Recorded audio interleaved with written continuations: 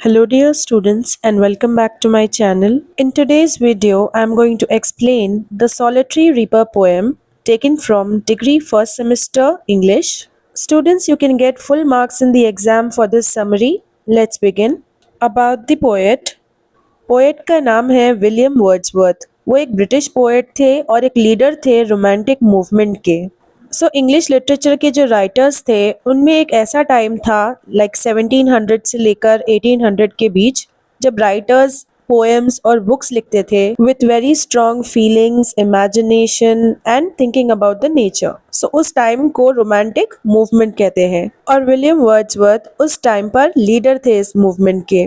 उन्हें नेचर बहुत पसंद था और वो यकीन रखते थे कि पोएट्री ऐसी होनी चाहिए जो एक्सप्रेस करे, यानी कि बताए सिंपल ह्यूमन फीलिंग्स को। विलियम वर्ड्सवर्थ के मोस्ट फेमस वर्क्स है टिंटन एबे।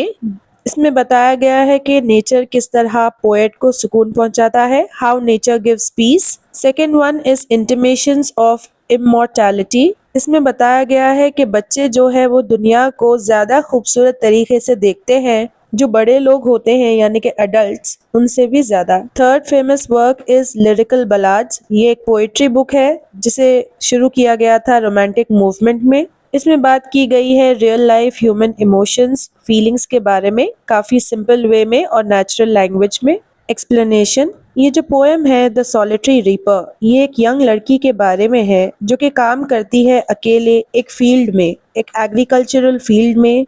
वो कट कर रही है क्रॉप्स और एक गाना गा रही है। तो जो पोएट है वो चल रहे हैं कंट्री साइड पर और वहाँ पर वो इस लड़की को देखते हैं।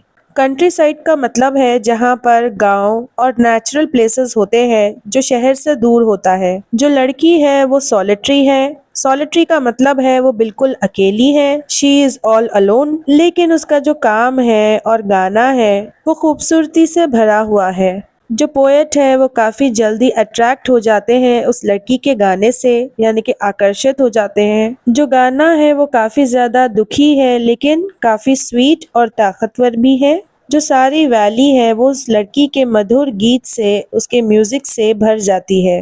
वैली का मतलब है एक लो एरिया जो कि दो पहाड़ों के बीच आता है। जो पोएट है वो उस लड़की के गाने को कंपेयर करते हैं एक नाइटिंगेल, यानी कि बुलबुल के गाने से और एक ककू के गाने से। ककू भी एक बर्ड है। तो नाइटिंगेल एक ऐसी बर्ड है जो कि राह चलते मुसाफिरों को रेगिस्तान में सुकून पहुंचाती है अपने गाने से।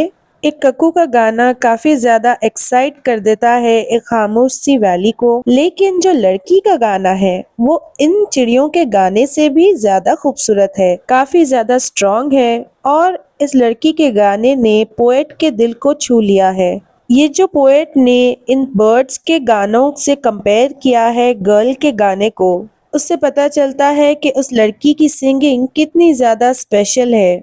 जो पोएट है वो एग्जैक्ट वर्ड्स तो नहीं समझ पा रहे उसके सॉन्ग के, लेकिन वो सोचते हैं कि आखिर ये लड़की किस बारे में गा रही है। हो सकता है ये पुरानी कोई सैड सी मेमोरी हो, कोई जंग हो, या फिर पास्ट में कोई चीज को खोने का गम हो, या फिर ये भी हो सकता है कि ये गाना एक नॉर्मल दिन के बारे में हो जो उसकी डेली लाइफ का हिस्सा हो। जो भी वो गाना था, लेकिन उसके अंदर की जो फीलिंग्स थी वो काफी ज्यादा गहरी थी और हमेशा के लिए पोएट के दिल में रह गई।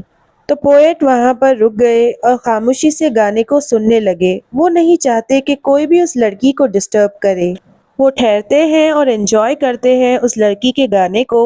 और बाद में जब पोएट वहां से चले जाते हैं, फिर भी जो म्यूजिक है वो उनकी याद में हमेशा रहता है। ये बताता है कि उस लड़की का गाना कितना ज्यादा स्ट्रॉन्ग था और लॉन्ग लास्टिंग इफेक्ट था उसका, यानी कि लंबे समय तक उसका असर रहा।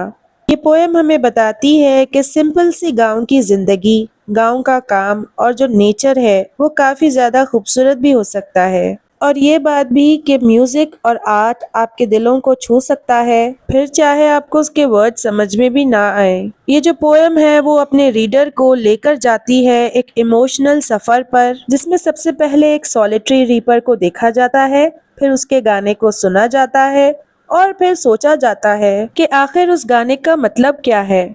और फाइनली इस बात को फील करना कि उस गाने का एक लंबा असर था, it had a long lasting effect. ये पोएम दिखाती है विलियम वर्ड्सवर्थ के यकीन के बारे में कि नेचर और इंसान की ज़िंदगी दे सकती है गहरे और हमेशा के लिए रहने वाले फीलिंग्स।